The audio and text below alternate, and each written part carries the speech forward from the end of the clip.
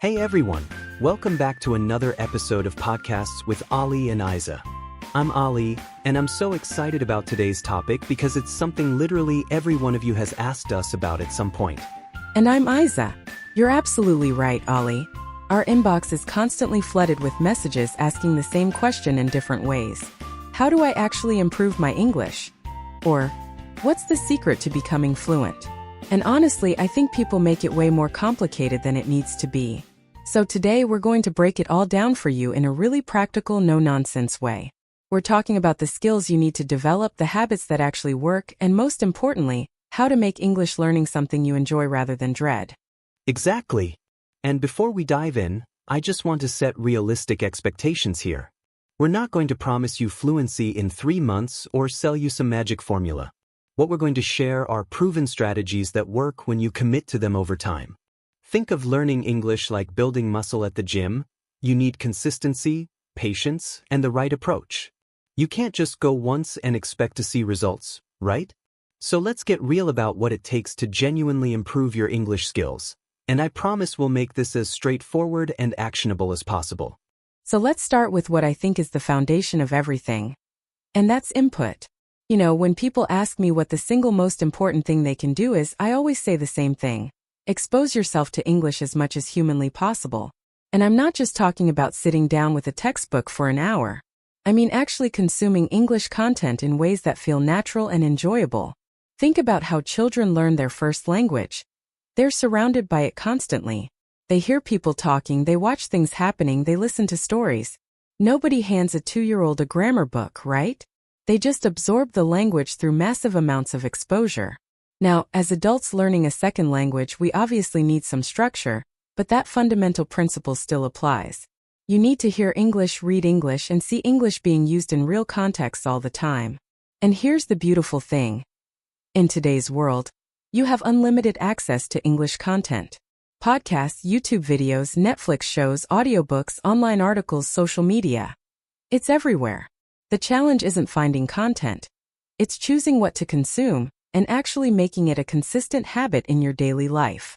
That's such a great point about input being the foundation. And I want to emphasize something about listening specifically because I think it's underrated. When I meet learners who struggle with speaking, 9 times out of 10, they haven't done enough listening. They might have studied grammar rules and memorized vocabulary lists, but they haven't trained their ears to actually hear how English sounds in real conversations. Because here's the thing. English doesn't sound the way it looks on paper. Words connect together, sounds change, certain syllables get stressed while others basically disappear. If you only study written English, you're missing half the picture. So my advice is to make listening a non-negotiable part of your routine. Put on a podcast while you're cooking dinner, listen to an audiobook during your commute, watch YouTube videos about topics you genuinely care about. And don't worry if you don't understand everything at first. That's completely normal. Your brain needs time to adjust to the rhythm and sounds of English. I remember when I was learning English, I started with probably 20% comprehension, but I kept at it. Every day, I'd listen to something, anything, even if I only caught bits and pieces. And gradually, month by month, my understanding improved. The key is persistence and trusting the process. Your brain is an incredible pattern recognition machine. Give it enough data, and it will start making connections automatically. I love that you mentioned not worrying about understanding everything because I think that's where a lot of people get stuck. They think they need to comprehend 100% before moving on, and that perfectionist mindset actually slows them down. Here's what I recommend. Mix your listening practice between different difficulty levels. Sometimes listen to content that's a bit easier where you can follow most of it comfortably. This builds your confidence and reinforces what you already know. But other times, challenge yourself with harder content, native-level podcasts, fast-paced conversations, documentaries with complex vocabulary. Even if you only grasp the general idea, you're still training your brain. Now let's talk about subtitles for a second because this is controversial. Should you use them or not? My philosophy is this. Use English subtitles strategically, but don't become dependent on them. They're great for connecting the spoken and written forms of language, and they help you catch new vocabulary. But if you always watch with subtitles, you're actually training yourself to read rather than listen. So try this approach. Watch something first without subtitles, then watch it again with English subtitles to catch things you missed, and maybe even watch it a third time without subtitles to see if your comprehension improved. This multi-layered approach works wonders. And please, never use subtitles in your native language if your goal is to improve English. That's just practicing reading in your own language while English becomes background noise. Brilliant advice. Now let's move to reading because this is another input skill that's absolutely crucial. Reading does so many things for your English simultaneously. It expands your vocabulary, shows you how grammar works in context, familiarizes you with different writing styles, and improves your spelling. Plus, unlike listening where the content disappears as soon as it's spoken, with reading you can take your time, go back and reread sections, and really absorb the language. But here's my hot take. Don't just read what you think you should read. A lot of people force themselves to read the news or serious literature because they think that's what learners are supposed to do. But if you find it boring or too difficult, you're not going to stick with it. Reading should be pleasurable. If you love mystery novels, read mystery novels in English. If you're into technology, read tech blogs.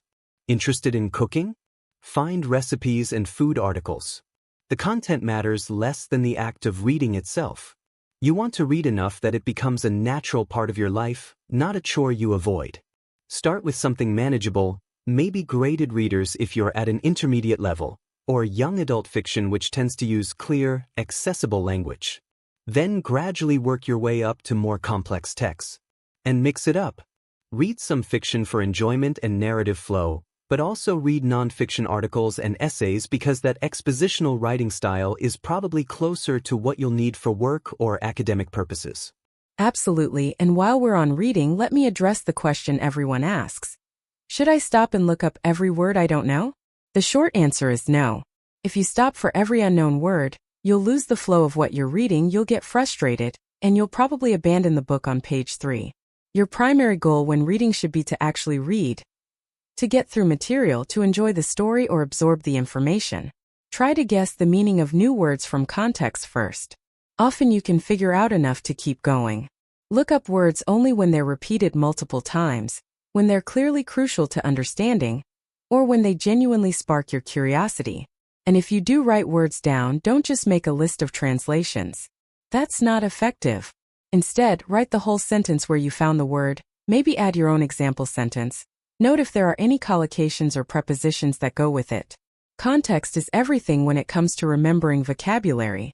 Your brain doesn't store isolated words well. It stores words connected to meaning, situations, and other words. So give your brain those connections. Perfect segue into vocabulary learning. This is huge, so let's break it down properly. Traditional vocabulary learning, writing English word on one side of a flashcard and your language translation on the other, it's not enough. Words are more complex than simple one-to-one translations. They have connotations, they collocate with certain other words, they fit into grammatical patterns, they carry cultural meanings. So when you're learning new vocabulary, be a detective. Ask yourself questions about each word. Is this formal or informal? Is it more common in speaking or writing? What words typically come before or after it? Does it take a particular preposition? Can it be used as both a noun and a verb? The more dimensions you explore, the deeper your understanding and the more likely you'll actually be able to use the word yourself. Now, here's a scientifically backed principle that will transform your vocabulary retention: spaced repetition. This means reviewing new words at increasing intervals. When you first learn a word, test yourself on it immediately. Then test yourself an hour later, then the next day, then a week later, then 2 weeks later. Each time you successfully retrieve the word from memory, you're strengthening that neural pathway. There are apps like Anki or Quizlet that automate this process for you, or you can do it manually with flashcards. The key concept here is active recall, forcing your brain to produce the word rather than just recognizing it when you see it. And let me add something crucial about vocabulary. You haven't really learned a word until you can use it yourself in speaking or writing. Recognition is easy, production is hard. So don't just study vocabulary passively. After you've learned some new words, create opportunities to use them. Write sentences about your own life using those words. Record yourself speaking and deliberately incorporate new vocabulary. Have conversations where you challenge yourself to use certain words or phrases. This active usage is what moves vocabulary from your passive knowledge into your active toolkit. Make the words personal and meaningful to you. If you learn the word nostalgic, don't just memorize its definition, think about what makes you feel nostalgic. Create a whole story about a nostalgic memory. Connect it to real emotions. The more personal and emotional connections you make with words, the more memorable they become. Your brain is wired to remember things that matter to you on an emotional level. So true. Now, we've talked about input skills, listening and reading, but let's shift to output, which is where people often get nervous. Speaking is the skill most learners want to improve but also fear the most. And I totally get it. Speaking in another language makes you vulnerable. You might make mistakes, people might not understand you, you might feel embarrassed. But here's the reality, you will never improve your speaking without actually speaking. You can listen to a million hours of English, but if you never move your mouth and produce the sounds yourself, you won't develop fluency. So we need to talk about practical ways to practice speaking, even if you don't have English-speaking friends around you. First option, talk to yourself. I'm serious. This isn't weird, it's incredibly effective. When you're alone at home, narrate what you're doing out loud in English. Okay, I'm going to make some coffee now. Where did I put the coffee beans? Oh, here they are. I need to grind them first. It sounds silly, but you're creating a low-pressure environment to practice forming sentences, to hear yourself speaking, to experiment with pronunciation. Another technique is shadowing. You listen to English audio and try to repeat exactly what you hear, matching the rhythm, intonation, and pronunciation as closely as possible. This trains your mouth muscles and helps you internalize the natural flow of English speech. And let's talk about technology because we're living in an amazing time for language learners. You can now have full conversations with AI chatbots that have voice capabilities. Programs like ChatGPT, Google Gemini, and others can listen to you speak and respond naturally. You can ask them to role-play specific scenarios. Maybe you need to practice job interview questions, or ordering food at a restaurant, or making small talk with coworkers. Practice those situations with AI. Then ask for feedback on your grammar or suggestions for better ways to express yourself. It's not the same as talking to a human, obviously, but it's accessible, it's private so you can make mistakes without embarrassment, and it's available anytime you want to practice. Now, eventually, you do need to practice with real humans because they're unpredictable in ways that AI isn't. Real conversations require you to think on your feet, to negotiate meaning, to handle interruptions and topic changes. So find conversation partners online, book sessions with teachers on platforms where you can connect with native speakers, or join language exchange communities. When you practice with a qualified teacher, the advantage is they can give you targeted feedback, correct your mistakes in the moment, and guide you toward more natural expressions. They can also focus on specific areas you're struggling with, whether that's pronunciation, grammar accuracy, or expanding your vocabulary. Speaking of pronunciation, let me just say this. Don't obsess over having a perfect native accent. That's not the goal. The goal is clear communication. There are millions of successful English speakers around the world who have accents from their native languages, and that's completely fine. What matters is being understandable. That said, there are certain pronunciation features that are important for clarity. Word stress, for example, knowing which syllable to emphasize in longer words can make the difference between being understood or confusing your listener. Sentence stress and intonation patterns are also crucial because they convey meaning and emotion. In English, we don't pronounce every word with equal weight. We stress the important content words and reduce the function words.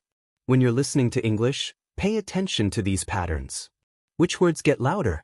Which syllables are longer? How does the speaker's voice rise and fall? Then try to mimic those patterns in your own speech. If you want to get technical about it, learning the phonemic alphabet, those symbols you see in dictionaries showing how words are pronounced, can be incredibly helpful. It gives you a system for understanding English sounds precisely. There are interactive charts online where you can click each symbol and hear its sound. Practice with those, learn to transcribe words into phonemic script, and you'll develop a much clearer understanding of English pronunciation. Great point about pronunciation. Now let's tackle writing because this is another output skill that often gets neglected. People focus so much on speaking that they forget writing is equally important, especially in professional and academic contexts. And the beautiful thing about writing is that it gives you time to think, to organize your ideas, to choose your words carefully, to edit and revise. It's less pressured than speaking. My number one recommendation for improving writing is simply to write regularly. Start a journal in English where you write a little bit every single day. It doesn't have to be elaborate. Just a paragraph about what you did, what you're thinking about, how you're feeling. This daily practice builds fluency in expressing yourself. You start to develop your own voice in English. But you also need to practice different types of writing, because the way you write a casual email to a friend is completely different from how you write a formal report for work. Practice writing emails, both informal and formal. Write opinion essays where you have to organize arguments logically. Try writing narratives where you describe events or tell stories. Each type of writing uses slightly different language and organization patterns. And here's where AI becomes your best friend again. After you write something, you can paste it into ChatGPT or similar tools and ask for feedback.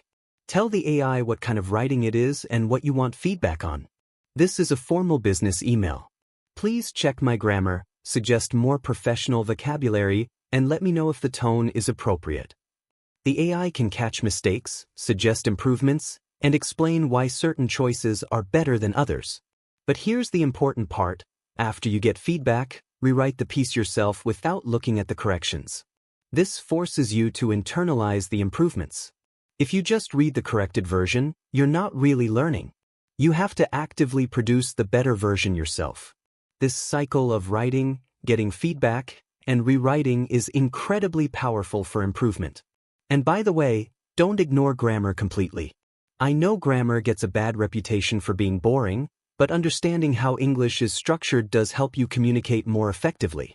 You don't need to memorize every obscure rule, but understanding core concepts like verb tenses, conditionals, relative clauses, and article usage will make your English clearer and more accurate. Absolutely, and speaking of grammar, let me share my approach because I think a lot of people study it the wrong way. Grammar shouldn't be an abstract academic exercise. It should be learned in context and with a clear purpose. When you encounter a grammar structure you don't understand, first see it in real examples. How is it actually used by native speakers? Then learn the pattern, practice creating your own examples, and finally try to use it in real communication. Don't just memorize rules and do decontextualized exercises. Make it meaningful. Also, accept that you will make mistakes, and that's totally okay. Making mistakes is literally how you learn. What matters is noticing your mistakes and learning from them. Keep track of the errors you make repeatedly. Maybe you always forget the S on third-person singular verbs, or you mix up prepositions. Whatever your common mistakes are, make a conscious effort to correct them until the right form becomes automatic. And please, don't let fear of making mistakes prevent you from actually using English. A sentence with a grammar mistake that successfully communicates your idea is infinitely better than no sentence at all because you were too afraid to speak. That's so important. And I want to emphasize one more aspect of language that often gets overlooked: discourse management. This is basically about how you organize and connect your ideas when you speak or write. It's not just about individual sentences being correct. It's about how those sentences flow together to create coherent, logical communication. When you answer a question, don't just give a one-word or one-sentence response. Extend your answer. Give reasons, provide examples, share relevant experiences. Use linking words and phrases to connect your ideas smoothly. Words like however, in addition, for instance, on the other hand. These make your speech and writing sound more sophisticated and easier to follow. Practice organizing your thoughts before you speak. Think in chunks. What's my main point? How will I support it? What example can I give? How will I conclude? This kind of organization makes you sound more fluent and confident. And in conversations, show that you're engaged. Don't just wait for your turn to talk. Actually respond to what the other person said. Build on their ideas, ask follow-up questions, acknowledge their points before adding your own perspective. This back and forth is what makes communication natural and effective. Alright, before we wrap up, Let's do something interactive because we want you actively involved in your learning right now. I'm going to describe a scenario, and I want you to pause this podcast and actually speak your response out loud. Ready? Here's the scenario. Your friend asks you, "How was your weekend?" Don't just say, "It was good." Extend your answer. Talk about what you did, give some details, explain why it was enjoyable or maybe why it wasn't. Use at least 3 sentences. Include a linking word or 2. Make it feel like a real conversation. Go ahead, pause us now and speak your answer out loud. Great. And here's another one for you. Think about a skill you want to improve. It doesn't have to be English, it could be anything. Now explain to me why you want to improve that skill and how you plan to practice it. Again, extend your answer.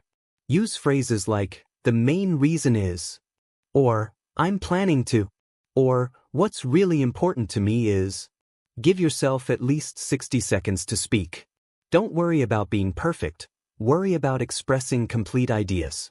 Pause and do it now. Okay, I hope you actually did those speaking exercises because active practice is what makes the difference between passively consuming content and actively improving. So let's bring this all together. What have we covered today? We talked about the absolute importance of massive input through listening and reading.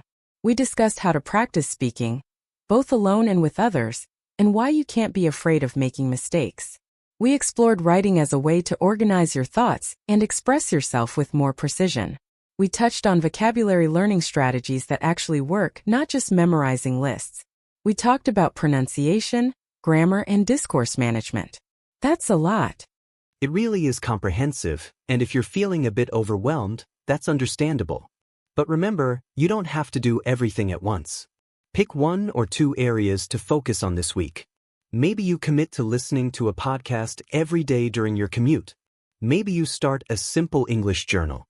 Maybe you book 1 conversation session with a teacher. Start small, build habits, and gradually expand your practice. The most important things are consistency and enjoyment. If you're not enjoying the process, you won't stick with it long enough to see results. So find content you genuinely like, practice in ways that feel good to you, and be patient with yourself. Language learning is a marathon, not a sprint. You're building a skill that takes time to develop, but every single day that you engage with English, you're making progress, even if you can't see it immediately. Exactly. And we'd love to hear from you. What strategies have worked for you? What are you struggling with? Send us your questions and stories. Maybe we'll feature them in a future episode. Remember, there's no perfect method that works for everyone. You need to experiment, figure out what resonates with you personally, and build your own learning system. But the non-negotiables are these. Expose yourself to lots of English, practice actively rather than just passively consuming, get feedback on your output, and most importantly, keep going even when it feels hard. Every learner goes through frustrating phases where it feels like you're not improving. That's normal. Push through those moments, trust the process, and you will get better. Such good advice to end on. Thank you so much for spending this time with us today. We hope this episode gave you some practical strategies you can implement immediately. Don't just listen and forget, actually choose one thing we discussed and take action on it today. If this episode was helpful, share it with someone else who's learning English. We're all in this together, and we can support each other on this journey. Before we go, quick reminder to subscribe to our podcast if you haven't already, and leave us a review if you're enjoying the show. It really helps other learners find us. We release new episodes regularly, covering all aspects of English learning, culture, and communication. So make sure you're following us so you don't miss anything. All right, that's it for today. Keep practicing, keep learning, and most importantly, keep enjoying the journey. We'll see you in the next episode.